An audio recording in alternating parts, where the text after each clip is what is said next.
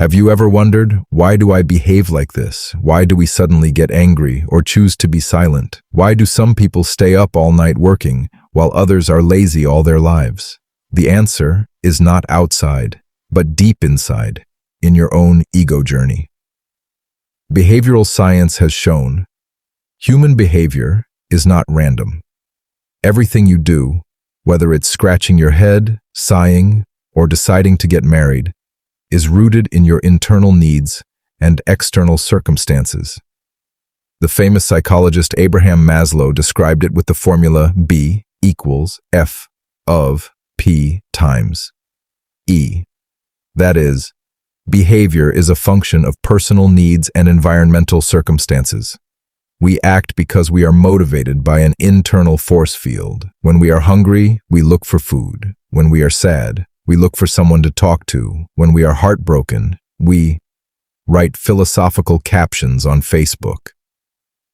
To make it easier to visualize, let's go to the first story, studying extra for milk tea.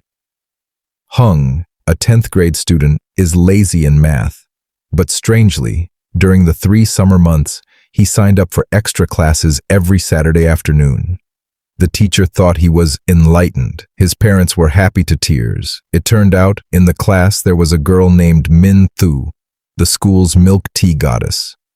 Hung went to extra classes so that every day after class, he could invite her to drink milk tea. The lesson here is, behavior is not only due to wanting to learn, but also due to wanting to love. Through that, we can see that behavior is the result of a synthesis of many different needs. A person can act for reasons you cannot see immediately. Sometimes love is a stronger motivation than studying. Next is the second story. IT employee quits because of the air conditioner. Mr. Tung, a veteran IT employee of a company, suddenly submitted his resignation. The reason, can't stand the working environment. Everyone thought the boss was oppressing him, or the salary was low. It turned out, it was because the air conditioner in the room had been broken for 2 months without being fixed. He was allergic to sweat. Every time he sweated, it made him itchy, and scratching it made him look bad. Lesson learned. Physiological needs combined with personal image needs create quitting behavior. A seemingly small need, but behind it is a combination of body feelings and self-worth. When internal forces are tense and the environment does not change, behavior will explode. And for the final story, desperately seeking the remote, just to avoid standing up. One evening, a man named Nam was on his sofa, watching a movie right at its climax, when the channel suddenly changed. The remote had vanished. He rummaged through the couch, lifted the pillows, and called out to his wife, doing everything, just to avoid taking the 3 steps to the TV.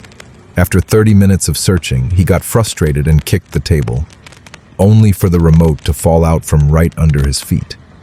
The lesson here is, people will sometimes choose the more complicated path, as long as it saves them from having to stand up. This is a behavior driven by energy optimization, which is just a fancy way of saying laziness, but laziness is also a form of regulating our need to conserve energy, something that is perfectly logical from the perspective of the self. So, to wrap up part 1, understanding why we act the way we do is the first step on the journey toward inner harmony, a state where you see yourself and others in the light of true understanding.